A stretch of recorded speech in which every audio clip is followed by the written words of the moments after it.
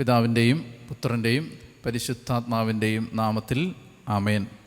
ഈശോയിൽ ഏറ്റവും സ്നേഹമുള്ള സഹോദരങ്ങളെ, മർക്കോസിൻ്റെ സുവിശേഷം പഠിച്ചുകൊണ്ടിരിക്കുകയാണ് നമ്മൾ. ദൈവത്തിൻ്റെ വചനം പഠിക്കാൻ ദൈവം തന്ന അനുഗ്രഹത്തെ ഓർത്ത് നമുക്ക് ദൈവത്തിന് നന്ദി പറയണം. പ്രതികൂലത്തിൻ്റെ ഈ നാളുകളിൽ നമുക്ക് ഏറ്റവും കൂടുതൽ ശക്തി പകരാൻ പോകുന്നത് ദൈവത്തിൻ്റെ വചനമാണ്. കാരണം നമ്മൾ പലപ്പോഴും ജീവിതത്തെ നമ്മൾ ശ്രദ്ധിക്കുമ്പോൾ നമുക്ക് മനസ്സിലാവും, നമ്മൾ ജീവിച്ചിരിക്കുന്നത് ചിലപ്പോൾ ഈ വചനം ഉള്ളതുകൊണ്ടാണ്. പ്രതിസന്ധികളിൽ മനുഷ്യർ തകർന്നു പോകാത്തത് ദൈവവചനം ഉള്ളതുകൊണ്ടാണ്. ദൈവവചനം നമുക്ക് തരുന്ന ശക്തി വലുതാണ്. അത് നിസ്സാരമായി നമുക്ക് കാണാൻ പറ്റുന്ന ഒരനുഗ്രഹമല്ല. അതുകൊണ്ട് എപ്പോഴും വചനം ലഭിക്കുന്നതിനെ ഓർത്ത് നമ്മൾ ദൈവത്തിന് നന്ദി പറയണം. പ്രത്യേകിച്ച് സുവിശേഷം പഠിക്കുമ്പോൾ ഞാനിതിൻ്റെ ആമുഖ ക്ലാസ്സിൽ ഓർമ്മിപ്പിച്ചിരുന്നു. സുവിശേഷത്തിനകത്തേക്ക് നമ്മൾ ഇറങ്ങുമ്പോൾ നമ്മൾ ക്രിസ്തു എന്ന വ്യക്തിത്വത്തിൻ്റെ അകത്തേക്കാണ് പ്രവേശിക്കുന്നത്. യേശുവിലേക്കുള്ള പ്രവേശനമാണ് സുവിശേഷങ്ങൾ നൽകിക്കൊണ്ടിരിക്കുന്നത്. അപ്പോൾ അതുകൊണ്ട് തന്നെ നമുക്ക് യേശുവിനെ കൂടുതൽ ആഴത്തിൽ അറിയാനും യേശുവിനോട് ഒരു പടി കൂടി അടുക്കാനുമുള്ള ഒരനുഗ്രഹം സുവിശേഷ പഠനത്തിലൂടെ ലഭിക്കും. സുവിശേഷം നമ്മുടെ കണ്ണുകൾ തുറന്നു തരും. ഹല്ലേലൂയ. അപ്പോൾ അതുകൊണ്ട് നമ്മൾ വളരെ ശ്രദ്ധയോടുകൂടി ദൈവത്തിൻ്റെ വചനം വളരെ സമയമെടുത്താണ് ഞാൻ പൊയ്ക്കൊണ്ടിരിക്കുന്നത്. വളരെ ശ്രദ്ധയോടെ നമ്മൾ പഠിക്കുകയാണ്. നിങ്ങൾക്കെല്ലാവർക്കും ഞാൻ കർത്താവിൻ്റെ അനുഗ്രഹം പ്രാർത്ഥിക്കുന്നു. നമ്മൾ മർക്കോസിൻ്റെ സുവിശേഷത്തിൻ്റെ 2-ാം അധ്യായത്തിൻ്റെ 12 വരെയുള്ള വാക്യങ്ങളാണ് കഴിഞ്ഞ എപ്പിസോഡിൽ കാണാനായിട്ട് പരിശ്രമിച്ചത്. അതിൻ്റെ അവസാന ഭാഗത്ത് ഒരു വാക്യം ഒരല്പം കൂടി വിശദീകരിച്ചിട്ട് ഞാൻ അടുത്ത ഭാഗത്തിലേക്ക് പ്രവേശിക്കാം.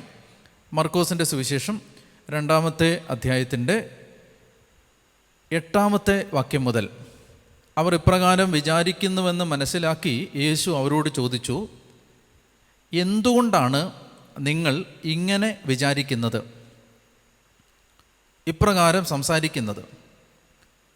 ഏതാണ് എളുപ്പം, തളർവാദ രോഗിയോട് നിൻ്റെ പാപങ്ങൾ ക്ഷമിക്കപ്പെട്ടിരിക്കുന്നു എന്ന് പറയുന്നതോ, എഴുന്നേറ്റ് നിൻ്റെ കിടക്കയും എടുത്ത് നടക്കുക എന്ന് പറയുന്നതോ?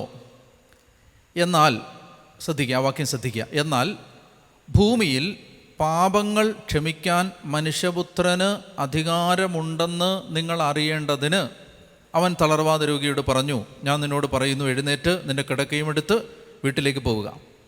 എന്തിനാണ് കിടക്കയും എടുത്ത് വീട്ടിലേക്ക് പോകാൻ പറയുന്നത്? മനുഷ്യപുത്രന് പാപങ്ങൾ ക്ഷമിക്കാൻ അധികാരമുണ്ടെന്ന് നിങ്ങൾ അറിയേണ്ടതിന്. ഈ വാക്യം അതൊന്ന് കുറച്ചുകൂടെ ആഴത്തിൽ മനസ്സിലാക്കാൻ പോവാണ്. ഇത് പറയുന്നത്, ഈശോ ഇത് പറയുന്നത് പഴയ നിയമത്തിൻ്റെ ഒരു പശ്ചാത്തലത്തിലാണ്. 2 പഴയ നിയമ ഭാഗങ്ങൾ ബൈബിൾ നന്നായി അറിയാവുന്ന യഹൂദൻ്റെ മനസ്സിൽ ഇത് വായിക്കുമ്പോൾ കിടപ്പുണ്ട്. 2 ഭാഗങ്ങൾ എന്തൊക്കെയാണെന്നറിയാം? ഒന്നാമത്തേത്, പുറപ്പാട് സംഭവത്തിൽ ഫറവോയോട് മോശ പറയുന്നുണ്ട്, നീ ഈ ജനത്തെ വിട്ടയക്കുന്നില്ലെങ്കിൽ ദൈവമാണ് ഇത് കൽപ്പിച്ചതെന്ന് നീ അറിയാൻ വേണ്ടി അവൻ ഈ അടയാളങ്ങൾ പ്രവർത്തിക്കും.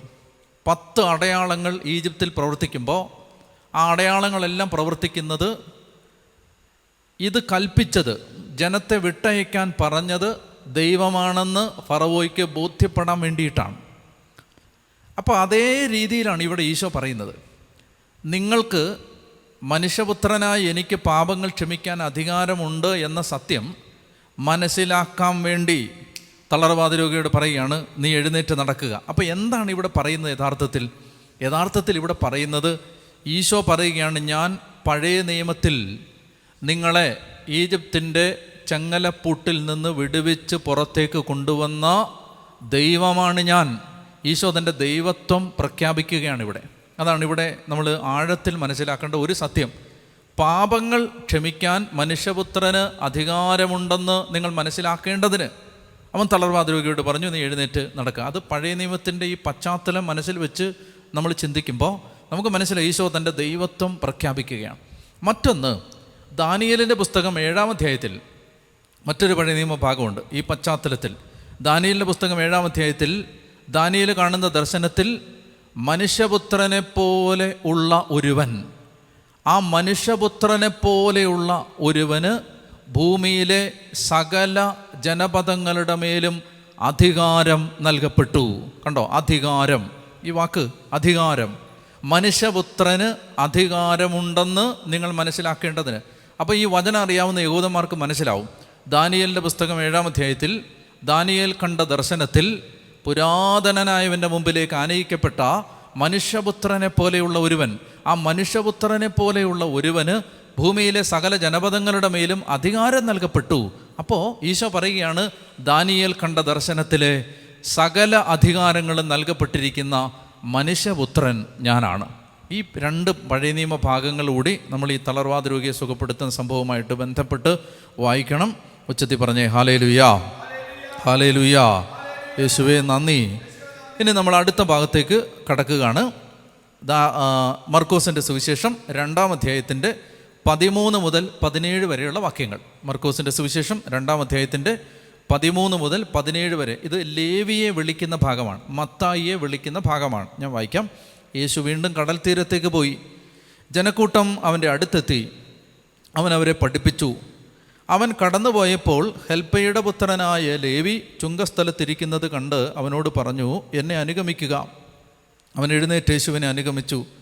അവൻ ലേവിയുടെ ഭവനത്തിൽ ഭക്ഷണത്തിനിരിക്കുമ്പോൾ അനേകം ചുങ്കക്കാരും പാപികളും അവൻ്റെയും ശിഷ്യരുടെയും കൂടെ ഇരുന്നു. കാരണം അവനെ അനുഗമിച്ചവർ നിരവധിയായിരുന്നു. അവൻ പാപികളോടും ചുങ്കക്കാരോടുമൊപ്പം ഭക്ഷണം കഴിക്കുന്നത് കണ്ട് പരിസേരപ്പെട്ട ചില നിയമജ്ഞർ ശിഷ്യന്മാരോട് ചോദിച്ചു, അവൻ ചുങ്കക്കാരുടെയും പാപികളുടെയും കൂടെ ഭക്ഷിക്കുന്നത് എന്ത്? ഇത് കേട്ട് യേശു പറഞ്ഞു, ആരോഗ്യമുള്ളവർക്കല്ല, രോഗികൾക്കാണ് വൈദ്യനെ കൊണ്ട് ആവശ്യം. നീതിമാന്മാരെ അല്ല, പാപികളെ വിളിക്കാനാണ് ഞാൻ വന്നിരിക്കുന്നത്. നമ്മൾ ഈ ഭാഗത്ത് നിന്ന് ഒരു പ്രധാനപ്പെട്ട 4 ആശയങ്ങൾ കാണാനായിട്ട് പോവുകയാണ്. ഒന്നാമത്തേത് ഇവിടെ വായിക്കുകയാണ്, ഈശോ വീണ്ടും കടൽ തീരത്തേക്ക് പോയി. ജനക്കൂട്ടം അവൻ്റെ അടുത്തെത്തി. അവൻ അവരെ പഠിപ്പിച്ചു. ഞാൻ നേരത്തെ പറഞ്ഞിരുന്നു, ഒരു ജനത്തെ കണ്ടാൽ ഈശോ ആദ്യം ചെയ്യുന്നത് ആ ജനത്തെ പഠിപ്പിക്കുക എന്നുള്ളതാണ്. പഠിപ്പിക്കുക. നമ്മൾ മനസ്സിലാക്കിയിരിക്കേണ്ട ഒരു സത്യം, ഇന്ന് ഏതെങ്കിലും മറ്റൊരു മതത്തിൽപ്പെട്ട ഒരു മനുഷ്യൻ വന്ന് ഒരു ചോദ്യം ചോദിക്കുമ്പോൾ നമ്മുടെ ചെറുപ്പക്കാരുടെ വിശ്വാസം ഉലയുന്നുണ്ടെങ്കിൽ അതെന്തുകൊണ്ടാണെന്നറിയാമോ? നമ്മൾ പഠിപ്പിക്കാത്തത് കൊണ്ടാണ്. ഈ വിശ്വാസം പഠിപ്പിക്കുന്നത്, വിശ്വാസത്തിൻ്റെ ആധികാരികമായ സത്യങ്ങളെ മനസ്സിലാക്കി കൊടുക്കുന്നത് ഈ കാലഘട്ടത്തിൽ ഒരുപാട് ആവശ്യമുണ്ട്.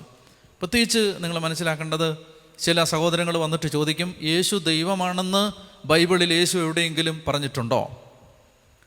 ഈ ചോദ്യം ചോദിച്ച് അനേകം ചെറുപ്പക്കാരെ വഴിതെറ്റിക്കും. അപ്പോൾ ഈ ചോദ്യത്തിന് ഉത്തരം കൊടുക്കണ്ടേ? ഇത് പഠിപ്പിക്കണ്ടേ? എന്താ സംഭവിക്കുന്നതെന്നറിയാമോ? നമ്മൾ ആളുകളെ സുവിശേഷം പ്രസംഗിക്കുന്നു, സുവിശേഷം പ്രസംഗിച്ച ആളുകൾ മനസാന്തരപ്പെടുന്നു, പിന്നെ അവരിങ്ങനെ പള്ളി വരുന്നു, കുർബാനയ്ക്ക് കൂടുന്നു, കൂദാശകളിൽ സംബന്ധിക്കുന്നു. എല്ലാം വളരെ ഉത്തമമായ കാര്യങ്ങളാണ്. പക്ഷേ ഈ നാളുകളിൽ ഇല്ലാതെ പോകുന്ന എന്താണ്? പ്രബോധനമാണ്. പ്രബോധനം. എന്താണ് പഠിപ്പിക്കേണ്ടത്? എന്തെങ്കിലും പഠിപ്പിച്ചാൽ പോരാ. അങ്ങോട്ട് പോയപ്പോൾ അങ്ങനെ കണ്ടു, ഇങ്ങോട്ട് വന്നപ്പോൾ ഇങ്ങനെ കണ്ടു, അവിടെ പോയപ്പോൾ അങ്ങനെ കണ്ടു, അവിടെ കണ്ടപ്പോൾ നീല കളർ കണ്ടു, പച്ച കളർ. ഇതല്ല പഠിപ്പിക്കേണ്ടത്. എന്ത് പഠിപ്പിക്കണം? ദൈവവചനം പഠിപ്പിക്കണം. ഈശോ എന്ത് ചെയ്തു? ആരെ കണ്ടാലും കർത്താവ് ഈ വചനം പഠിപ്പിച്ചുകൊണ്ടിരുന്നു. നമ്മൾ അപ്പസ്തോല പ്രവർത്തനത്തിൻ്റെ 20-ാമത്തെ അധ്യായത്തിൽ കാണുന്നൊരു സംഭവമുണ്ട്. ഈ അപ്പസ്തോല പ്രവർത്തനം 20-ൽ പൗലോസ്ലീഹ പറയുകയാണ്, എഫേസോസിൽ കാലുകുത്തിയ കാലം മുതൽ ഞാൻ നിങ്ങളുടെ ഇടയിൽ എങ്ങനെ ജീവിച്ചുവെന്ന് നിങ്ങൾക്കറിയാമല്ലോ. അദ്ദേഹം പറയുകയാണ്, ഞാൻ പൊതുസ്ഥലത്ത് വച്ചും വീടുകൾ തോറും നിങ്ങളുടെ അടുത്ത് വന്ന് നിങ്ങളെ ദൈവരാജ്യത്തെക്കുറിച്ച് പഠിപ്പിച്ചു. മനസ്സിലാവുന്നുണ്ടോ നിങ്ങൾക്ക്? അതായത് നമ്മൾ ഈ പഠിപ്പിക്കുന്ന ഒരു എലമെൻ്റ് നഷ്ടപ്പെട്ടു പോകാൻ പാടില്ല. കണ്ടിന്യൂസ് ആയിട്ട് ജനത്തെ പഠിപ്പിച്ചുകൊണ്ടിരിക്കണം. പഠിപ്പിച്ചാൽ മാറും. എനിക്ക് അനുഭവം ഉണ്ടാവുന്ന ഞാൻ പറയുന്നത്. വലിയ പ്രതിസന്ധികൾ ഉണ്ടായിരുന്ന ഒരു പള്ളിയിൽ ഞാൻ ശുശ്രൂഷ ചെയ്തിരുന്ന കാലത്ത് അവിടെ വലിയ പ്രതിസന്ധികളാണ്. ഞാൻ വിസ്താര ഭയം കൊണ്ട് അത് വിവരിക്കുന്നില്ലെന്നേ ഉള്ളൂ. ആ പ്രതിസന്ധിയുടെ കാലത്ത് എങ്ങനെയാണ് അതിൽ നിന്ന് പുറത്തു വരാൻ കർത്താവ് സഹായിച്ചതെന്ന് ചോദിച്ചാൽ, ഓരോ മാസവും ഓരോ ആദ്യ ഞായറാഴ്ചയും ഞാൻ ആ ജനത്തെ വചനം പഠിപ്പിക്കാൻ തുടങ്ങി. വചനത്തിലൂടെ ദൈവത്തിൻ്റെ രാജ്യത്തിൻ്റെ രഹസ്യങ്ങൾ പഠിപ്പിക്കാൻ തുടങ്ങി. അങ്ങനെ വചനം പഠിപ്പിച്ച് 1 വർഷം, 2 വർഷം, 3 വർഷം എനിക്ക് വലിയ വ്യത്യാസം കാണാൻ പറ്റിയിട്ടുണ്ട്. അതെന്തുകൊണ്ടെന്നറിയാമോ? ഈ ദൈവവചനത്തിലൂടെ മാത്രമേ ജനത്തിൻ്റെ കെട്ടഴിയൂ. ദൈവവചനത്തിലൂടെ മാത്രമേ ബോധ്യങ്ങൾ വർദ്ധിക്കൂ. നമുക്ക് വേണ്ടത് വൈകാരിക അനുഭവങ്ങൾ നിറഞ്ഞ ഒരു ജനത്തെ അല്ല. നമുക്ക് വേണ്ടത് അടിസ്ഥാന തത്വങ്ങളിൽ വേരുറപ്പിക്കപ്പെട്ട് പാറമേൽ ഭവനം പണിത ഒരു സഭയാണ് നമുക്ക് വേണ്ടത്. വികാരത്തിൻ്റെ മണൽപ്പുറത്ത് വീട് പണിയുന്ന ആളുകളെയല്ല നമുക്ക് വേണ്ടത്. അതായത് അമിതമായ വൈകാരിക ഉന്മാദത്തിൽ കർത്താവിനെ സ്തുതിക്കുകയും പ്രാർത്ഥിക്കുകയും ചെയ്യുന്ന എല്ലാം നല്ലതാണ്. പക്ഷെ എന്ത് വേണം? ഈശോ പറയുകയാണ് പാറമേൽ വീട് പണിയണം. അതായത് ലോകത്തുള്ള സകല മനുഷ്യരും വന്നിട്ട് നീ വിശ്വസിക്കുന്ന വിശ്വാസം തെറ്റാണെന്ന് പറഞ്ഞാലും ഉലയാത്ത ബോധ്യം ഈ വിശ്വാസത്തെക്കുറിച്ച് നമുക്കുണ്ടാവണം. പറഞ്ഞേ ഹല്ലേലൂയാ, ഹല്ലേലൂയാ. അപ്പോൾ അതാണ് ഈശോ എന്ത് ചെയ്തു. ഈശോ എപ്പോൾ ആളുകളെ കണ്ടാലും കർത്താവിൻ്റെ ഒരു പ്രവൃത്തി എന്ന് പറഞ്ഞാൽ കർത്താവ് അപ്പം തന്നെ പഠിപ്പിക്കും. എനിക്ക് പലപ്പോഴും തോന്നാറുണ്ട് നമുക്ക് സഭയിലേക്ക് മടങ്ങി വരേണ്ടത് ഈ കൾച്ചറാണ്. ഞാൻ ഒരു വീട്ടിൽ ചെന്നപ്പോൾ അവിടെ എനിക്ക് ഒരു ചേട്ടൻ അവിടെ എൻ്റെ അടുത്ത് ഇങ്ങനെ പറഞ്ഞു, അച്ഛാ എൻ്റെ വല്യപ്പച്ചൻ എഴുതിയ ഒരു പുസ്തകം ഞാൻ നിനക്ക് അച്ഛന് തരാം എന്ന് പറഞ്ഞു. അപ്പോൾ ഞാൻ ആ വല്യപ്പച്ചൻ എഴുതിയ പുസ്തകം ഏതാണെന്ന് കാണാൻ വേണ്ടി അച്ഛനപ്പോൾ അതേ ഒരു പഴയ പുസ്തകം. എൻ്റെ അപ്പച്ചൻ ആരാണ്? അപ്പച്ചൻ ഒരു സാധാരണക്കാരൻ. അപ്പോൾ ഇതേ എഴുതിയ ഈ പുസ്തകം അത് തരാമെന്ന് പറഞ്ഞു. പുസ്തകം എനിക്ക് തന്നപ്പോൾ ആ പുസ്തകത്തിൻ്റെ ടൈറ്റിൽ ഇതാണ്, പരിശുദ്ധ അമ്മ നിത്യകന്യകയോ. ഇതാരാ എഴുതിയത്? ഈ പുസ്തകം എഴുതിയത് നമ്മൾ മനസ്സിലാക്കേണ്ടത്, ഈ പുസ്തകം എഴുതിയത് വലിയ പണ്ഡിതന്മാരല്ല, ഈ സെമിനാരി പഠിപ്പിക്കുന്ന അധ്യാപകർ എഴുതിയതല്ലിത്. ഇത് നമ്മുടെ നാട്ടിൻപുറത്തുള്ള ഒരു പള്ളിയിലെ ഒരു ചേട്ടൻ എഴുതിയ പുസ്തകമാണ്. എന്താണ് പുസ്തകത്തിൻ്റെ പ്രതിപാദന വിഷയം? പുസ്തകത്തിൻ്റെ പ്രതിപാദന വിഷയം എന്ന് പറയുന്നത് പരിശുദ്ധ അമ്മ നിത്യകന്യകയോ, അതാ ചോദ്യം. അപ്പോൾ എനിക്ക് വലിയ അത്ഭുതം തോന്നാനുള്ള കാരണം എന്താണെന്ന് വെച്ചാൽ, ഞാൻ ഇങ്ങനെ ചിന്തിച്ചു, ദൈവമേ, ഈ സാധാരണ മനുഷ്യർ ഒരു കാലത്ത്, അതായത് നമ്മുടെ വല്യപ്പച്ചന്മാരുടെയൊക്കെ കാലത്ത് ഈ സാധാരണ മനുഷ്യർ പോലും ചർച്ച ചെയ്തിരുന്ന വിഷയമാണിത്. അടിസ്ഥാന തത്വങ്ങൾ മനസ്സിലായോ? അതായത് പരിശുദ്ധ അമ്മ നിത്യകന്യകയോ, എന്താണ് അതിൻ്റെ വേദപുസ്തക അടിത്തറ? എന്തുകൊണ്ടാണ് കത്തോലിക്ക തിരുസഭ കർത്താവ് സ്ഥാപിച്ച സഭയാണെന്ന് പറയുന്നത്? എന്താണ് അതിൻ്റെ ബൈബിൾ അടിത്തറ? മനസ്സിലാവുന്നില്ലേ? അപ്പോൾ ഇത്തരം വിഷയങ്ങൾ ആയിരുന്നു പണ്ട് ചർച്ച ചെയ്തുകൊണ്ടിരുന്നത്. അപ്പോൾ അവർ ഇപ്പോൾ ചായക്കടകളിൽ വരുമ്പോൾ, ഇപ്പോൾ നമ്മൾ ഈ സഭയുടെ, ഇപ്പോൾ കേരള സഭയുടെ ചരിത്രം പഠിച്ചു നോക്കിയോ. കേരള സഭയുടെ ചരിത്രം പഠിക്കുന്ന സമയത്ത് ഈ ചരിത്രം എല്ലാവർക്കും അറിയാം. ചായക്കടകളിൽ അവർ ചർച്ച ചെയ്തിരുന്നത് സഭയെക്കുറിച്ചാണ്, വിശ്വാസത്തെക്കുറിച്ചാണ്, സഭയുടെ എന്ന് പറഞ്ഞാൽ ബൈബിളിൻ്റെ അടിസ്ഥാന തത്വങ്ങളെക്കുറിച്ചാണ് അവർ ചിന്തിച്ചുകൊണ്ടിരുന്നത്. മനസ്സിലാവുന്നില്ലേ? ഇപ്പം നമുക്ക് വന്ന് ഇപ്പോൾ നമ്മളിൽ നിന്ന് നഷ്ടപ്പെട്ടു പോയത് എന്താണ്? ഈ കൾച്ചറാണ്. ഇപ്പോൾ കർത്താവിൻ്റെ, ഈശോയുടെ ഒരു പ്രത്യേകത എന്താണ്? ഈശോയുടെ പ്രത്യേകത, കർത്താവ് ആരെ കണ്ടാലും കർത്താവിൻ്റെ ടോപ്പിക് ഓഫ് ഡിസ്കഷൻ ഈ ദൈവവചനമാണ്. ഇതേ പറയൂ, വേറൊന്നും പറയില്ല. മനസ്സിലാവുന്നില്ലേ? അപ്പോൾ അത് തന്നെ അങ്ങനെ പറഞ്ഞുകൊണ്ടിരിക്കുമ്പോൾ ഈ കേൾക്കുന്ന ജനത്തിൻ്റെ മനസ്സിലേക്ക് വചനം ആഴത്തിൽ ഉറയ്ക്കുകയാണ്. ഈ ഹിറ്റ്ലർ ജർമ്മനി എന്ന് പറയുന്ന ഒരു രാജ്യത്തെ തൻ്റെ വിരൽത്തുമ്പിൽ നിയന്ത്രിച്ച് നിർത്തിയത് എങ്ങനെയാണ്? നിങ്ങൾ ആലോചിച്ചിട്ടുണ്ടോ? ഈ ഇമ്മാനുവൽ കാന്ത്, മാർട്ടിൻ ഹൈഡഗർ തുടങ്ങിയ ചരിത്രത്തിലെ പേരുകേട്ട തത്വചിന്തകന്മാർക്ക് ജന്മം കൊടുത്ത രാജ്യമാണ് ജർമ്മനി. എന്ന് പറഞ്ഞാൽ ധിഷണാശാലികളായ, ബൗദ്ധികമായ ഉന്നത നിലവാരം പുലർത്തിയിരുന്ന മനുഷ്യർക്ക് ജന്മം കൊടുത്ത ഒരു രാജ്യമാണത്. അപ്പോൾ ഇൻ്റലക്ച്വൽ ലെവല് ഉയർന്ന ഒരു രാജ്യം. ആ രാജ്യത്തെ ഒരു മനുഷ്യൻ, സിംഗിൾ ഹാൻഡഡ്, ഒറ്റയാൾ, അയാൾ പറഞ്ഞു, നമ്മൾ ആര്യൻ ജനതയാണ്. ആര്യൻ ജനതയല്ലാത്തവർ ആരും ജീവിക്കാൻ അവകാശമില്ലാത്തവരാണ്. അതുകൊണ്ട് ജൂതന്മാരെ കൊല്ലണം, ക്രിസ്ത്യാനികളെ കൊല്ലണം. നിങ്ങൾ നല്ല ചോക്ക്, ഇങ്ങനെയൊക്കെ പറഞ്ഞാൽ ഒരു ജനത അനുസരിക്കുമോ? നാസി കോൺസെൻട്രേഷൻ ക്യാമ്പുകളിൽ ദശലക്ഷക്കണക്കിന് ജൂതന്മാരെ കൊന്നൊടുക്കാൻ ജർമ്മൻകാരെ എങ്ങനെയാണ് ഹിറ്റ്ലർ ഒരുക്കിയത്? എങ്ങനെ ഒരുക്കിയെന്നറിയാമോ? കണ്ടിന്യൂസ് ആയിട്ട് ഇത് തന്നെ പറഞ്ഞുകൊണ്ടിരുന്നു. ആദ്യത്തെ തവണ അവർ പറഞ്ഞത് സത്യമാണോ? സംശയിച്ചു. രണ്ടാമത്തെ തവണ അവർ ഇതിനകത്ത് എന്തെങ്കിലും ശരി ഉണ്ടാവുമോ എന്ന് വിചാരിച്ചു. മൂന്നാമത്തെ തവണ ഇത് സത്യമാണല്ലോ എന്ന് ചിന്തിച്ചു. നാലാമത്തെ തവണ അത് അപ്പാടെ സത്യമായിട്ട് വിഴുങ്ങി. Continuous communication in same angle മനുഷ്യരെ മാറ്റും.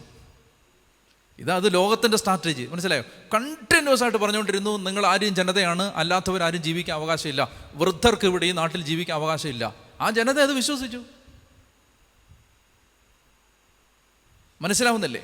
അപ്പോൾ ഒരു കള്ളം, അവിടെ മനസ്സിലാക്കേണ്ട ആശയം ഇതാണ്. ഒരു കള്ളം ഒരാൾ ആവർത്തിച്ച് പറഞ്ഞപ്പോൾ അത് സത്യമാണെന്ന് കരുതി ഒരു ജനത ദശലക്ഷക്കണക്കിന് മനുഷ്യരെ കൊന്നൊടുക്കി. അങ്ങനെയാണെങ്കിൽ ഒരു സത്യം എന്നല്ല, ഏക സത്യം നമ്മൾ എത്രമാത്രം ആവർത്തിച്ച് ഈ കാലഘട്ടത്തോട് പറയേണ്ടിയിരിക്കുന്നു എന്നാണ് ഞാൻ പറയുന്നത്. നമ്മൾ പറയുന്നില്ല. സത്യമാണ് നമുക്കറിയാം, പക്ഷെ നമ്മൾ മിണ്ടുന്നില്ല. ഈ നുണ പെരുകുന്നത് എന്തുകൊണ്ടാണ്? സത്യമാരും പറയാത്തത് കൊണ്ടാണ്. നുണ പെരുകുന്നത് സത്യമാരും പറയാത്തത് കൊണ്ടാണ്. സത്യം പറഞ്ഞിരുന്നെങ്കിൽ നുണ പെരുകില്ലായിരുന്നു. അപ്പോൾ അതുകൊണ്ട് ഈ സഭ, എനിക്ക് പലപ്പോഴും തോന്നും, മടങ്ങി വരേണ്ടത് ഈ പ്രബോധനത്തിലേക്കാണ്. പൗലോസ് പറഞ്ഞിട്ടുണ്ട്, അതായത് സത്യത്തിന് നേരെ അവർ ചെവി കൊട്ടി അടയ്ക്കും, എന്നിട്ട് കെട്ടുകഥകളിലേക്ക് തിരിയും. അങ്ങനെ ഒരു കാലം ഉണ്ടാവും. സത്യം വേണ്ടാതെ കെട്ടുകഥകളിലേക്ക്. ഇപ്പം നമുക്ക് കേൾക്കാൻ സുഖമുള്ളത് കേൾക്കാൻ മനുഷ്യർ കാതിനെ തിരിക്കുന്നൊരു കാലത്ത് സത്യം നമ്മൾ പറഞ്ഞുകൊണ്ടേയിരുന്നാൽ ആളുകൾക്ക് സത്യത്തെ സ്വീകരിക്കാൻ പറ്റും. പറഞ്ഞേ ഹല്ലേലൂയാ. അപ്പം ഇതാണ് നമ്മൾ ഈ 2-ാം അധ്യായം മർക്കോസ് 2:13 കാണുന്നത്. യേശു വീണ്ടും കടൽ തീരത്തേക്ക് പോയി.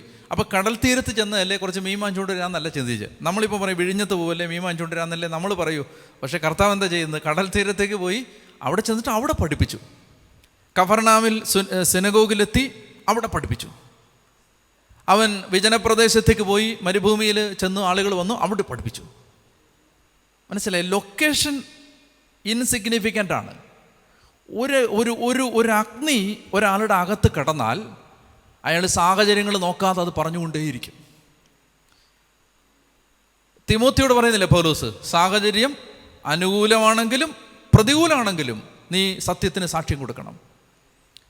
ഇപ്പം എന്താ സംഭവിക്കുന്നത് വെച്ചാൽ, നമ്മുടെ അകത്തിത് കാര്യമായിട്ട് ഒരഗ്നിയായിട്ട് ആളിക്കത്താത്തത് കൊണ്ടാവണം നമ്മളിത് പറയുന്നേ ഇല്ലല്ലോ. ഇപ്പം നമ്മളൊരു 10 പേര് കൂടുമ്പോഴുള്ള ടോപ്പിക് ഓഫ് ഡിസ്കഷൻ എന്താ? നമ്മൾ എന്തിനെക്കുറിച്ചാണ് സംസാരിക്കുന്നത്? നമ്മൾ സമാന മനസ്സുള്ള ആളുകൾ ഒരുമിച്ച് വരുമ്പോൾ നമ്മുടെ ടോപ്പിക് ഓഫ് ഡിസ്കഷൻ എന്താ? നമ്മൾ എന്തിനെക്കുറിച്ചാണ് പറഞ്ഞുകൊണ്ടിരിക്കുന്നത്? കർത്താവ് പറഞ്ഞില്ലേ, ഹൃദയത്തിൻ്റെ തികവിൽ നിന്നാണ് അധരം സംസാരിക്കുന്നത്. അപ്പോൾ ഈ ഹൃദയത്തിനകത്ത് നമ്മൾ അപ്പസ്തോലന്മാരെ ശ്രദ്ധിച്ചോ, അവരുടെ വായിൽ നിന്ന് ഇത് മാത്രമേ വരൂ, വേറൊന്നും വരില്ലായിരുന്നു. അപ്പോൾ കർത്താവ് ഈ ദൈവരാജ്യത്തിൻ്റെ രഹസ്യങ്ങൾ പഠിപ്പിച്ചു കൊടുക്കണം എന്നുള്ളൊരാഗ്രഹത്തിൽ അതിങ്ങനെ കണ്ടിന്യൂസ് ആയിട്ട് ഒരു സിറ്റുവേഷൻ നോക്കില്ല. അവൻ കടൽ തീരത്തേക്ക് പോയി അവിടെ പഠിപ്പിച്ചു. ജനങ്ങൾ അടുത്തെത്തി ഉടനെ അവർക്ക് എന്തെങ്കിലും എന്നാൽ ഇവർക്കൊരു മജിക്ക് കാണിച്ച് സന്തോഷിപ്പിച്ച് കളയാൻ ചിന്തിച്ചില്ല, അപ്പം തന്നെ പഠിപ്പിക്കാൻ തുടങ്ങി.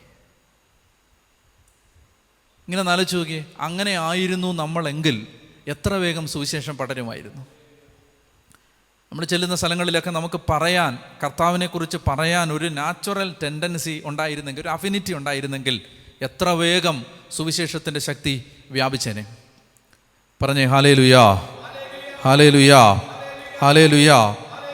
അപ്പോൾ അവൻ അവരെ പഠിപ്പിച്ചു. വാക്യം 14, അവൻ കടന്നുപോയപ്പോൾ ഹെൽപ്പയുടെ പുത്രനായ ലേവി ചുങ്കസ്ഥലത്തിരിക്കുന്നത് കണ്ട് അവനോട് പറഞ്ഞു, എന്നെ അനുഗമിക്കുക. അവൻ എഴുന്നേറ്റ് യേശുവിനെ അനുഗമിച്ചു. അപ്പോൾ ഈ രണ്ടാമത്തെ കാര്യം, ആസ് ജീസസ് പാസ്ഡ് ബൈ.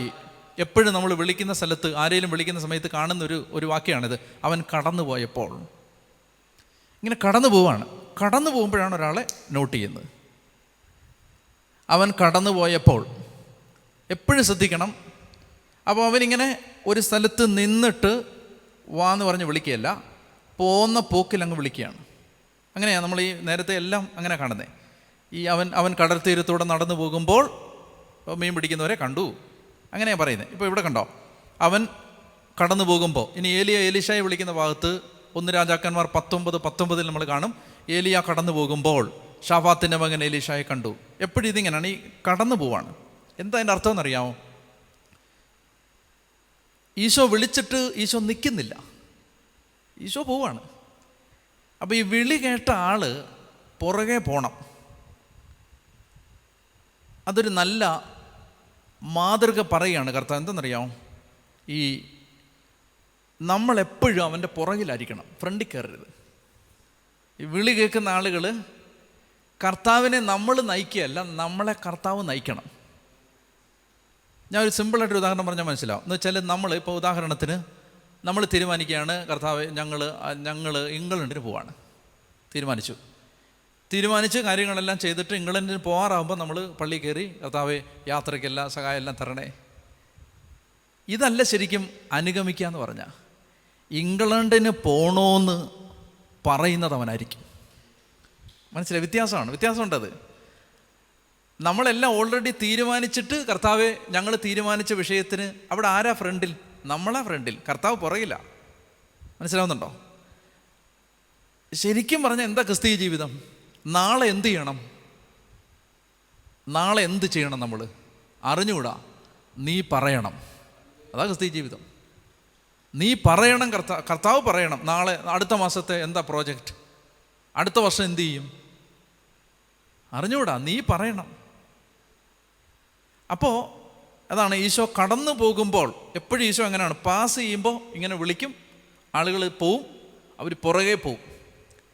എന്നിട്ട് എന്താ പറയുന്നത് അറിയാമോ? അവൻ ഹെൽപ്പയുടെ പുത്രനായ ലേവി ചുങ്കസ്ഥലത്തിരിക്കുന്നുണ്ട്. അവനോട് പറഞ്ഞു, എന്നെ അനുഗമിക്കുക. അതാണ് സൂക്ഷ്മമായിട്ട് ശ്രദ്ധിക്കേണ്ട മറ്റൊരു വാക്യം, അതാണ് എന്നെ അനുഗമിക്കുക. ഈ നമ്മൾ അനുഗമിക്കുന്നത് ഒരാശയത്തെ അല്ല, ഒരാളെയാണ്. വലിയ വ്യത്യാസമാണത്. നമ്മൾ അനുഗമിക്കുന്നത് ഒരു പിടി ആശയങ്ങളെ അല്ല, ഒരാളെയാണ്. അപ്പോൾ സത്യം പറഞ്ഞാൽ നമ്മുടെ ക്രിസ്തീയ ജീവിതത്തിൻ്റെ ലക്ഷ്യം എന്താ? സ്വർഗത്തിൽ പോവാണോ? തീർച്ചയായിട്ടും സ്വർഗത്തിൽ പോവാണ്. പക്ഷെ അതല്ല ലക്ഷ്യം. ക്രിസ്തീയ ജീവിതത്തിൻ്റെ ലക്ഷ്യം എന്തെന്ന് പറയാമോ? യേശുവിനെ പോലെ ആവുക എന്നുള്ളതാണ്. അതാണ് ക്രിസ്തു നിങ്ങളിൽ രൂപപ്പെടുന്നത് വരെ ഈറ്റുനോവ് അനുഭവിക്കുന്നു എന്ന് പൗലോസ് പറയുന്നത്. റോമർ 8 പറയും, പൗലോസ്ലീഹ പറയും, തൻ്റെ പുത്രൻ്റെ സാദൃശ്യത്തോട് അനുരൂപരാക്കാൻ ലോകസ്ഥാപനത്തിന് മുമ്പേ തിരഞ്ഞെടുത്തു. തൻ്റെ പുത്രൻ്റെ സാദൃശ്യത്തോട് അനുരൂപരാക്കാൻ. അപ്പോൾ സത്യം പറഞ്ഞാൽ ഇപ്പം നമ്മുടെ ജീവിതത്തിൻ്റെ ലക്ഷ്യം എന്താ? നമ്മൾ ഗ്രാജുവലി ഈശോയെപ്പോലെ ആവുക എന്നുള്ളതാണ്. അപ്പോൾ അതാണ് എന്നെ അനുഗമിക്കുക. Follow me, follow my ideas എന്നല്ല, ഫോളോ മൈ ടീച്ചിങ് എന്നുമല്ല, follow me. Christian life is always following not a set of doctrine but following a living person. ജീവിച്ചിരിക്കുന്ന ഒരാളെ നമ്മൾ അയാളുടെ പുറകെ പോയിക്കൊണ്ടിരിക്കുകയാണ്. അപ്പോൾ ഇതൊക്കെ കുഞ്ഞു വാക്യങ്ങളാണെങ്കിലും അതിനകത്ത് ഈ ശിഷ്യത്വത്തിൻ്റെ ഒത്തിരി ആഴങ്ങൾ നമുക്ക് കണ്ടെത്താൻ പറ്റും. ശരിക്കും പറഞ്ഞാൽ കർത്താവ് ഫ്രണ്ടിൽ നടക്കണം, നമ്മൾ പുറകെ പോകണം. അതെന്തൊരു ബ്യൂട്ടിഫുള്ളായ ലൈഫാണ് അത്. നമുക്കൊരു പ്ലാനും ഇല്ല. നാളെ എവിടെയാണ്, മറ്റന്നാൾ എവിടെയാണ്, അടുത്ത ആഴ്ച എവിടെയാണ്, ഒന്നും അറിയാൻ പാടില്ല. കർത്താവ് പറയുന്നു, നമ്മൾ ചെയ്യുന്നു. എന്തോ ഒരു ഭാരമില്ലാത്ത ജീവിതം അത്. ടെൻഷനില്ല, പ്രോജക്റ്റുകളില്ല, അംബീഷൻസ് ഇല്ല, പദ്ധതികളില്ല, നത്തിങ്. ഈ യോഹന്നാൻ പറയുന്നത് പോലെ, 3 പറയുന്ന പോലെ, കാറ്റടിക്കുന്നത് പോലൊരു ജീവിതം. കാറ്റെങ്ങോട്ടും അടിച്ചു, ആ കാറ്റെങ്ങോട്ട് കൊണ്ടുവന്നു, അങ്ങോട്ട് കൊണ്ടുവന്നു. എന്തോ ഒരു ബ്യൂട്ടിഫുള്ളായൊരു ലൈഫാണ് അത്. ആ ലൈഫിന് എന്ത് ഭംഗിയുണ്ട്, ആ ലൈഫിന് എന്ത് ഭാരക്കുറവുണ്ട്, ആ ലൈഫിൽ എന്തുമാത്രം മഹാത്ഭുതങ്ങൾ നടക്കും. കർത്താവ് ഇങ്ങനെ എടുത്തുകൊണ്ട് പോകുന്നൊരു ജീവിതം. പറഞ്ഞേ ഹല്ലേലൂയാ, ഹല്ലേലൂയാ. അപ്പോൾ എന്ത് ചെയ്തു? ലേവി എന്ത് ചെയ്തു? അവൻ എഴുന്നേറ്റ് യേശുവിനെ അനുഗമിച്ചു. ഞാനിത് വായിക്കുമ്പോൾ വിചാരിച്ചിട്ടുണ്ട്, അതായത് കർത്താവ് ഇങ്ങനെ ചന്തയിൽ കൂടെ പോവാണ്. പോകുന്ന സമയത്ത് കട നടത്തിക്കൊണ്ടിരിക്കുന്ന ഒരുത്തനെ വിളിക്കുകയാണ്, ഫോളോ മീ. അവൻ എഴുന്നേറ്റ് പെട്ടിയൊക്കെ പൂട്ടി താക്കോലൊക്കെ അവിടെ വെച്ചിട്ട് പോയി. അങ്ങനെയാണോ അത്? ഇതെന്താ സംഭവം എന്നറിയാമോ? ഈ ചുങ്കം പിരിച്ചുകൊണ്ടിരുന്ന എവിടാണെന്നറിയാമോ? കടൽ തീരത്താണ് ഈ ചുങ്കം പിരിക്കുന്ന സ്ഥലം. അപ്പോൾ അവിടെ ഇയാൾ ഈ കടയിലിരിക്കുമ്പോൾ ഇയാൾ ഈ പ്രസംഗം കേട്ടോണ്ടിരിക്കുകയാണ്. നിങ്ങൾക്ക് മനസ്സിലായോ? ഈ എഴുന്നേറ്റ് പോയി എങ്ങനെയാണെന്ന് മനസ്സിലായോ? ഇത് കേട്ടോണ്ടിരിക്കുകയാണ്. 1 മണിക്കൂർ കൺവെൻഷൻ കഴിഞ്ഞപ്പോൾ കൺവെൻഷൻ പ്രസംഗിച്ച ആൾ വന്നിട്ട് പറഞ്ഞു, എൻ്റെ കൂടെ വരാൻ പറഞ്ഞു. അയാൾ വെട്ടി പൂട്ടി താക്കലോടെ ഇട്ടിട്ട് ഇറങ്ങിപ്പോയി. ഇതാണ് ഈ വചനം വരുത്തുന്ന മാറ്റം. അല്ലാതെ ഇങ്ങനെ മാജിക്കാരൻ വിളിക്കുന്ന പോലെ വിളിച്ചതല്ല. ഈ മറ്റേ പൈഡ് പൈപ്പർ വിളിച്ച പോലെ, കുഴലൂത്തുകാരൻ വിളിച്ചപ്പോൾ കുട്ടികളെല്ലാം പുറകെ പോയ പോലെ പോയതല്ലത്. മറിച്ച് ഈ പ്രസംഗം, വചനം, പ്രഘോഷണം. നിങ്ങൾ ആലോചിച്ച് 2000 വർഷത്തെ ക്രൈസ്തവ സഭയുടെ ചരിത്രത്തിൽ മനുഷ്യ മനസ്സുകളെ മാറ്റം വരുത്തിയത് എന്താ? ഈ വചനപ്രഘോഷണമാണ്. വചനപ്രഘോഷണം. നിക്കി ക്രൂസ് എന്ന് പറയുന്നൊരു മനുഷ്യനെക്കുറിച്ച് വായിച്ചിട്ടുണ്ട്. റൺ ബേബി റൺ എന്നാണ് അയാളുടെ ആത്മകഥയുടെ പേര്. Run baby run. സിനിമയല്ല, ഇയാളുടെ ആത്മകഥയാണത്. Run baby run. Nicky Cruz. New York നഗരത്തെ ഒരു കാലത്ത് കിടുകിടാ വിറപ്പിച്ച മാഫിയ തലവൻ. ചെറിയ പ്രായത്തിൽ ഈ അപ്പനും അമ്മയും സാത്താൻ വർഷിപ്പുകാരായിരുന്നു, ഈവിൾ സ്പിരിറ്റിനെ വർഷിപ്പ് ചെയ്യുന്നവരായിരുന്നു.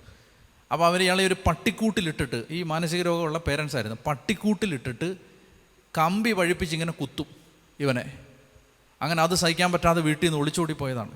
ന്യൂയോർക്ക് നഗരത്തിലെത്തിയപ്പോൾ ഗുണ്ടകളും ക്രിമിനലുകളും കള്ളും കഞ്ചാവും എല്ലാ തിന്മയും കൊടുത്ത് വരവേറ്റു.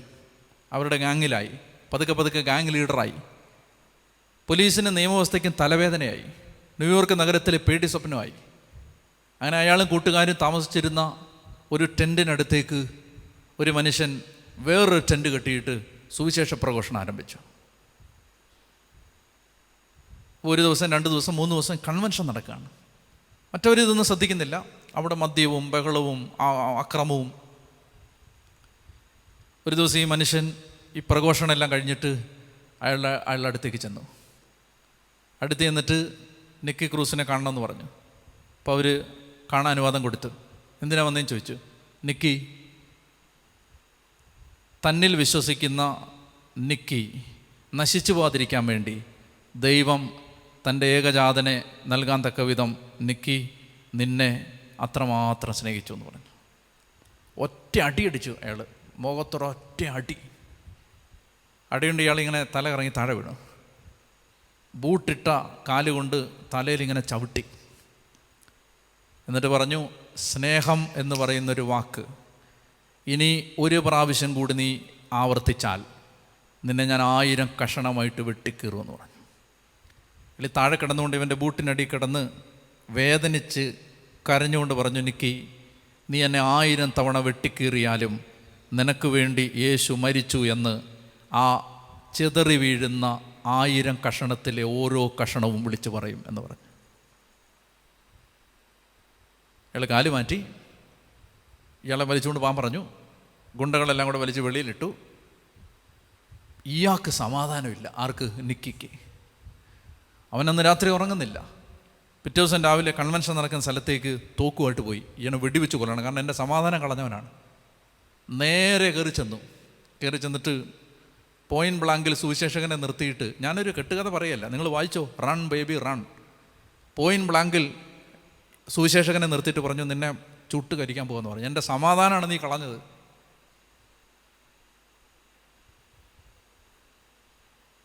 അപ്പോൾ അയാൾ ഈ സുവിശേഷൻ ഉറക്കെ വിളിച്ച് പറഞ്ഞു, നിക്കി, ക്രിസ്തു നിൻ്റെ പാവങ്ങൾക്ക് വേണ്ടി കുരിശിൽ മരിച്ചു. ഈ കറണ്ട് അടിക്കുന്ന പോലെ മുട്ടുകുത്തി ഇങ്ങനെ അങ്ങ് നിന്നു, കരയുക, പൊട്ടി കരയുകയാണ്. ഞാൻ എന്നാ ചെയ്യേണ്ടതെന്ന് ചോദിച്ചു. ചെയ്യാനുള്ളതൊക്കെ പിന്നെ പറയാം, ഇപ്പോൾ പോയി സ്വോത്രാഴ്ച എടുത്തിട്ട് ഞാൻ പറഞ്ഞു. സ്വോത്രാഴ്ച പാത്രം എടുത്ത് കൈ കൊടുത്തു. പോയി സ്വോത്രാഴ്ച എടുത്ത് തിരിച്ചു വന്നു. നിക്കി ക്രൂസ് ഫൗണ്ടേഷൻ എന്ന് പറഞ്ഞിട്ട് സുവിശേഷ വേല ചെയ്യുന്നൊരു മിനിസ്ട്രി ഉണ്ടായിരുന്നു. ഇയാൾ മരിച്ചു എന്നാണ് എൻ്റെ ഓർമ്മ. ഈ നിക്കി ലോക പ്രശസ്ത സുവിശേഷകനായിട്ട് മാറി. ഈ ഗുണ്ട, എത്രയോ ഉദാഹരണങ്ങൾ. ഞാൻ എൽ സാൽവദോർ ജയിലിലെ സംഭവം പറഞ്ഞിട്ടില്ലേ? അതുപോലെ തന്നെ അമേരിക്കയിലെ ഏറ്റവും കിരാതമായ മറ്റൊരു ജയിലിൽ നടന്ന അത്ഭുതം, വചനത്തിൻ്റെ ശക്തി കൊണ്ട്. ഇത് എത്രയോ മനുഷ്യർ, നമ്മുടെ നാട്ടിൽ എത്രയോ മനുഷ്യർ. അതുകൊണ്ട് ഈ മത്തായി എങ്ങനെ മാറി? മത്തായി സുവിശേഷം കേട്ടാൽ മാറിയേ. കടൽ തീരത്ത് വെച്ച് കർത്താവ് പഠിപ്പിച്ചോന്നല്ലേ അതിന് തൊട്ട് മുമ്പത്തെ വാക്യം പറയുന്നത്. അത് കഴിഞ്ഞ് ഇറങ്ങി വരുമ്പോൾ, അപ്പം നമ്മൾ ഈ കൺവെൻഷൻ ഗ്രൗണ്ടിലൊക്കെ കൺവെൻഷൻ നടത്തുമ്പോൾ അടുത്തൊക്കെ കടകളില്ലേ, കടകളിലിരുന്ന ആളുകൾ കേൾക്കില്ലേ എന്ന് പറഞ്ഞ പോലെ അങ്ങനെ നിന്ന് കേട്ടിട്ട് ഇറങ്ങി വന്നപ്പോൾ അവിടെ ആ മതിലേ നിന്നവനോട് പറഞ്ഞു പോരാൻ പറഞ്ഞു. അവൻ പോയി. പറഞ്ഞേ ഹല്ലേലൂയാ, ഹല്ലേലൂയാ. അവൻ ലേവിയുടെ ഭവനത്തിൽ, വാക്യം 15, അവൻ ലേവിയുടെ ഭവനത്തിൽ ഭക്ഷണത്തിനിരിക്കുമ്പോൾ അനേകം ചുങ്കക്കാരും പാപികളും അവൻ്റെയും ശിഷ്യരുടെയും കൂടെ ഇരുന്നു. കാരണം അവനെ അനുഗമിച്ചവർ നിരവധിയായിരുന്നു. അവൻ പാപികളോടും ചുങ്കക്കാരോടുമൊപ്പം ഭക്ഷണം കഴിക്കുന്നത് കണ്ട് പരിസേരപ്പെട്ട ചില നിയമജ്ഞ ശിഷ്യന്മാരോട് ചോദിച്ചു, അവൻ ചുങ്കക്കാരുടെയും പാപികളുടെയും കൂടെ ഭക്ഷിക്കുന്നത് എന്ത്? ഇത് കേട്ട് യേശു പറഞ്ഞു, ആരോഗ്യമുള്ളവർക്കല്ല, രോഗികൾക്കാണ് വൈദ്യനെ കൊണ്ട് ആവശ്യം, നീതിമാന്മാരെ അല്ല, പാപികളെ വിളിക്കാനാണ് ഞാൻ വന്നിരിക്കുന്നത്. അതായത് ഈ ഭക്ഷണത്തിനിരിക്കുന്ന സമയത്ത് ഇവർ കുറ്റം പറഞ്ഞതിൻ്റെ കാര്യം, യഹൂദന്മാരുടെ സംസ്കാരം അനുസരിച്ച് നമ്മൾ ഒരാളുടെ കൂടെ ആഹാരം കഴിക്കാനിരുന്നാൽ അയാളുമായി നമ്മൾ എല്ലാ അർത്ഥത്തിലും ഐക്യം സ്ഥാപിക്കുന്നു എന്നാണ് ഭക്ഷണത്തിനിരിക്കുക എന്ന് പറഞ്ഞാൽ എൻ്റെ അർത്ഥം. ഇപ്പോൾ ഒരാളെ നമ്മൾ ഭക്ഷണത്തിന് വിളിച്ചാൽ അയാളുമായി നമ്മൾ എല്ലാ അർത്ഥത്തിലും കൂട്ടായ്മ സ്ഥാപിച്ചു എന്നാണ് യഹൂദന്മാരുടെ തലയിൽ കിടക്കുന്ന ആശയം. അതുകൊണ്ടാണ് ഈ പാപികളുടെ കൂടെ ഭക്ഷണത്തിനിരിക്കുമ്പോൾ അവരുമായി ഒന്നാവുന്ന യേശുവിനെ കണ്ടിട്ട് ഇവർ കുറ്റം പറയുന്നത്. ഇനി അപ്പോൾ അവർ എന്തുകൊണ്ടാണ് ഈ പാപികളുടെ കൂടെ ആഹാരം കഴിക്കുമ്പോൾ അത് തെറ്റാണെന്ന് അവർ ചിന്തിച്ചുകൊണ്ടിരുന്നത്? എന്തുകൊണ്ടാണ്? ഇവർ വിചാരിച്ചു വെച്ചിരുന്നത് വിശുദ്ധി എന്ന് പറയുന്നത്, കേട്ടോണം, അവരുടെ തലയിൽ കിടന്ന ആശയം ഇതാണ്. എന്താണ് വിശുദ്ധി? വിശുദ്ധി എന്ന് പറഞ്ഞാൽ പാപികളിൽ നിന്ന് അകലം പാലിക്കുന്നതാണ് വിശുദ്ധി. അതാണ് അവരുടെ തലയിൽ കിടന്ന ആശയം. എന്നാൽ യേശുവിനെ സംബന്ധിച്ച് എന്താണ് വിശുദ്ധി? പാപികളിൽ നിന്ന് അകലം പാലിക്കുന്നതല്ല, പാപത്തിൽ നിന്ന് അകലം പാലിക്കുന്നതാണ് വിശുദ്ധി. രണ്ടും രണ്ടല്ലേ? പാപികളെ കണ്ടാൽ മിണ്ടാത്തതല്ല വിശുദ്ധി, പാപത്തോട് സന്ധിയില്ല സമരം പ്രഖ്യാപിക്കുന്നതാണ് വിശുദ്ധി. പക്ഷെ പാപികളോട് കർത്താവ് മിങ്കിൾ ചെയ്തു. അപ്പോൾ അവർ കുറ്റം പറഞ്ഞു. ഇനി എന്താണ് കർത്താവ് പറയുകയാണ്? ഇനി വളരെ പ്രധാനപ്പെട്ട ഒരു ആശയം. കർത്താവ് പറയുകയാണ് പാപം എന്ന് പറയുന്നത് ഒരു രോഗമാണ്. ആ രോഗത്തിന് ഒരു വൈദ്യൻ ആവശ്യമുണ്ട്. ആ വൈദ്യനാണ് ഞാൻ എന്തുകൊണ്ടാണ് ഇവരോട് മിങ്കിൾ ചെയ്യുന്നത്? ഇവർക്ക് പാപമുണ്ട്. ആ പാപത്തിന് ചികിത്സിക്കുന്ന ഡോക്ടറാണ് ഞാൻ. അപ്പോൾ ആ ഡോക്ടർ രോഗികളെ കാണുകയാണ്. ഇതാണ് ഈശോ പറയുന്ന ആർഗ്യുമെൻറ്റ്. അപ്പോൾ എന്നിട്ട് കർത്താവ് പറയുകയാണ് ഞാൻ വന്നിരിക്കുന്നത്, വളരെ സൂക്ഷിച്ച് കേട്ടോണം ഇത്, ഞാൻ വന്നിരിക്കുന്നത് നീതിമാന്മാരെ വിളിക്കാനല്ല. സംശയം വരാം. അപ്പോൾ നീതിമാന്മാരെ കർത്താവിന് വേണ്ടേ? ഞാൻ വന്നത് നീതിമാന്മാരെ വിളിക്കാനല്ല, പാപികളെ വിളിക്കാനാണ്. അപ്പോൾ does Jesus not need anymore those who are righteous? Morally upright ആയ ആളുകളെ കർത്താവിന് വേണ്ടേ? അങ്ങനെ ചോദ്യം വന്നൂടെ ഇതിനകത്ത്? ഞാൻ വന്നത് നീതിമാന്മാരെ വിളിക്കാനല്ല, പാപികളെ വിളിക്കാനാണ്. അപ്പം നീതിമാന്മാരെ വേണ്ടേ? എന്താ ഉത്തരം എന്നറിയാമോ? ഉത്തരം റോമാലേഖനം 3-ാം അധ്യായം 10-ാമത്തെ വാക്യത്തിലുണ്ട്. നീതിമാനായി ഒരുവൻ പോലും ഇല്ല. ഒറ്റയാൾ പോലും നീതിമാനില്ല. ഈ പ്രശ്നം എന്താ? പ്രശ്നമെന്ന് പറയുന്നത് നമ്മൾ നീതിമാന്മാരല്ല, പാപികളാണ് എന്ന് തിരിച്ചറിവില്ല. അതാ വ്യത്യാസം. ഈ ചുങ്കക്കാരനും പാപിക്കുമൊക്കെ എന്നെ അവൻ്റെ ഉള്ളിൽ ബോധ്യമുണ്ട്, ഞാൻ പാപിയാണ്. ഫരിസേയൻ്റെ പ്രശ്നം എന്താണ്? അവൻ വിചാരിക്കുകയാണ് ഞാൻ പാപിയല്ല. എന്നാൽ റോമാലേഖനം 3-ാം അധ്യായം 10-ാം വാക്യം പറയുകയാണ് ഒരുവൻ പോലും പാപമില്ലാത്തവനില്ല, നീതിമാനായ ഒരുവൻ പോലുമില്ല, എല്ലാവരും വഴിതെറ്റിപ്പോയി, എല്ലാവർക്കും ഒന്നടങ്കം തെറ്റുപറ്റി, അങ്ങനെ പറയുന്നത്. അപ്പം ഇത് സൂക്ഷിച്ച് മനസ്സിലാക്കണം. ഈ ഫരിസേയർക്ക് എന്തുകൊണ്ടാണ് യേശുവിനെ വേണ്ടാതിരുന്നത്? ഫരിസേയർ ചിന്തിച്ചിരുന്നു തങ്ങൾ നീതിമാന്മാരാണ്. ആർക്കാണ് യേശുവിനെ വേണ്ടത്? ഞാൻ നീതിമാനല്ല എന്ന തിരിച്ചറിവുള്ള ആൾക്കാണ് യേശുവിനെ വേണ്ടത്. അപ്പോസ്തലന്മാർ ആവർത്തിച്ച് പഠിപ്പിച്ചുകൊണ്ടിരുന്നത് ലോകത്തൊരു മനുഷ്യനും നീതിമാനായിട്ടില്ല, എല്ലാവരും വഴിതെറ്റിപ്പോയി. യോഹന്നാൻ്റെ 1-ാം ലേഖനം 1-ാം അധ്യായം 6-ാം വാക്യം, നമുക്ക് പാപമില്ലെന്ന് ആരെങ്കിലും പറഞ്ഞാൽ അത് ആത്മവഞ്ചനയാകും, അപ്പോൾ നമ്മിൽ സത്യമില്ലെന്ന് വരും. മനസ്സിലായില്ലേ? പാപമില്ലെന്ന്. ഇപ്പോൾ കുമ്പസാരത്തിനൊക്കെ ആളുകൾ വന്നിട്ട് ചിലപ്പോൾ ഇങ്ങനെ പറയും, എന്താണ്, പ്രത്യേകിച്ച് ഞങ്ങളൊക്കെ എന്നാ ചെയ്യാനാച്ചാ എന്ന് ആ രീതിയിൽ പറയും. അറിവില്ലാത്തത് കൊണ്ടാണ്, ആത്മശോധന ചെയ്യാത്തതുകൊണ്ടാണ്. യഥാർത്ഥത്തിൽ എന്തുമാത്രം പാപം നമ്മൾ ചെയ്യുന്നുണ്ട്, എന്തുമാത്രം പാപം. നീതിമാനായിട്ട് ഒറ്റ ആൾ പോലുമില്ല. ഫരിസേയരുടെയും നിയമജ്ഞരുടെയും പരാധീനത, അവർ വിചാരിച്ചു തങ്ങൾ നീതിമാന്മാരാണ്. നമ്മൾ റോമാലേഖനം വിശദമായിട്ട് പഠിക്കുമ്പോൾ പൗലോസ്ലീഹ ആദ്യം തകർക്കുന്നത് 1-2 അധ്യായങ്ങളിൽ 3-ാം അധ്യായത്തിൻ്റെ 21-ാമത്തെ വാക്യം വരെ പൗലോസ്ലീഹ തകർത്ത് കളയുന്നത് നമ്മളിൽ ആരും തന്നെ നീതിമാന്മാരില്ല, നീതിമാന്മാരാണ് എന്ന ബോധ്യത്തെയാണ് തകർക്കുന്നത്. നീതിമാന്മാരില്ല എന്നാണ് സ്ഥാപിക്കുന്നത്. എല്ലാവർക്കും യേശുവിനെ വേണം. യേശുവിനെ ആവശ്യമുള്ള ഒരവസ്ഥയിൽ നിന്ന് ആരും വിഭിന്നരല്ല, ആരും സ്വതന്ത്രരല്ല, എല്ലാവർക്കും യേശുവിനെ വേണം. കാരണം എന്താണ്? എല്ലാവരും പാപികളാണ്. അപ്പോൾ കർത്താവ് പറയാണ് ഞാൻ വന്നിരിക്കുന്നത് പാപികളെ വിളിക്കാനാണ്. നിങ്ങൾക്ക് എന്താണ് എന്നെ വേണ്ടാത്തത്? നിങ്ങൾ ചിന്തിക്കുകയാണ് നിങ്ങൾക്ക് പാപം ഇല്ല എന്ന്. അപ്പോൾ നമുക്ക് പാപമുണ്ടെന്ന് നമ്മൾ തിരിച്ചറിഞ്ഞാൽ, ആ രോഗമുണ്ടെന്ന് തിരിച്ചറിഞ്ഞാൽ ഉടനെ നമുക്ക് ഒരു തിരിച്ചറിവുണ്ടാവുകയാണ്, നമുക്കൊരു രക്ഷകനെ ആവശ്യമുണ്ട്. നമുക്ക് കണ്ണുകളടച്ച് പ്രാർത്ഥിക്കാം. കർത്താവേ, ഈ വചനഭാഗത്തിലൂടെ അവിടുന്ന് മത്തായിയെ വിളിക്കുന്ന, ലേവിയെ വിളിക്കുന്ന ഈ ഭാഗത്തിലൂടെ കർത്താവെ അവിടുന്ന് ഞങ്ങളോട് സംസാരിച്ച വചനങ്ങൾക്കായി ഞങ്ങളങ്ങേ സ്തുതിക്കുന്നു. ഈശോയെ അങ്ങേ ആരാധിക്കുന്നു. നന്നായി കർത്താവിൻ്റെ വചനത്തിൻ്റെ അർത്ഥം മനസ്സിലാക്കാൻ ആവശ്യമായ കൃപ ഞങ്ങൾക്ക് തരണമേ എന്ന് ഞങ്ങൾ പ്രാർത്ഥിക്കുന്നു. Hallelujah, hallelujah, hallelujah, hallelujah. യേശുവേ മഹത്വം, യേശുവേ ആരാധന, യേശുവേ നന്ദി, യേശുവേ സ്തുതി, യേശുവേ മഹത്വം, യേശുവേ ആരാധന.